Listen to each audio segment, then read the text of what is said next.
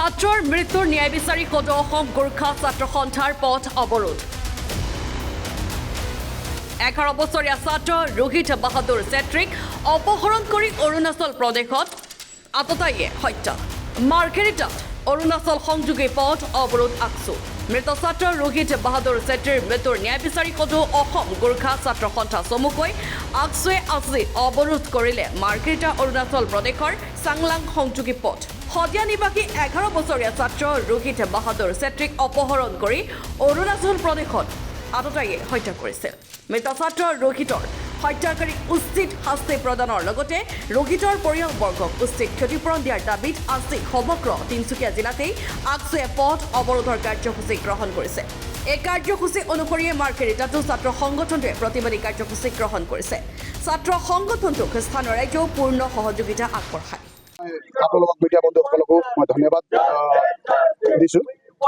আজি আপোনালোকে সদৌ অসম গোৰ্খা ছাত্ৰ সন্থা তিনিচুকীয়া জিলা সমিতিৰ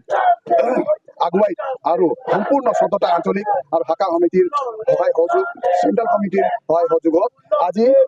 এদিনীয়া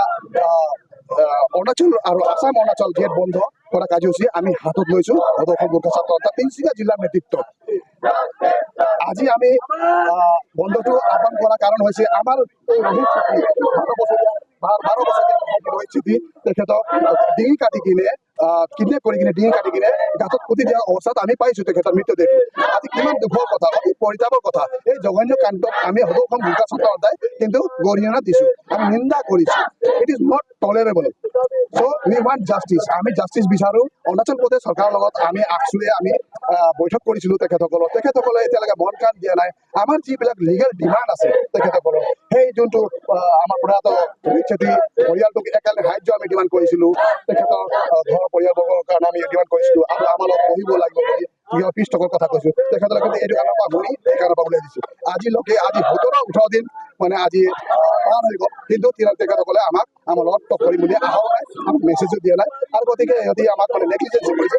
সেইকাৰণে আমি সেই নেগলিজেঞ্চিটোৰ প্ৰত্যুত্তৰ এনেদৰে আমি অসম আৰু অৰুণাচলৰ বিভিন্ন গেটসমূহত আমি আজি একেলগে অসমৰ গোটেই চুকে কোণে যিমান আছে অৰুণাচল অসম গেট আমি বন্ধ ঘোষণা কৰিছোঁ আৰু আমাৰ 10,000 মান কেডাৰ আজি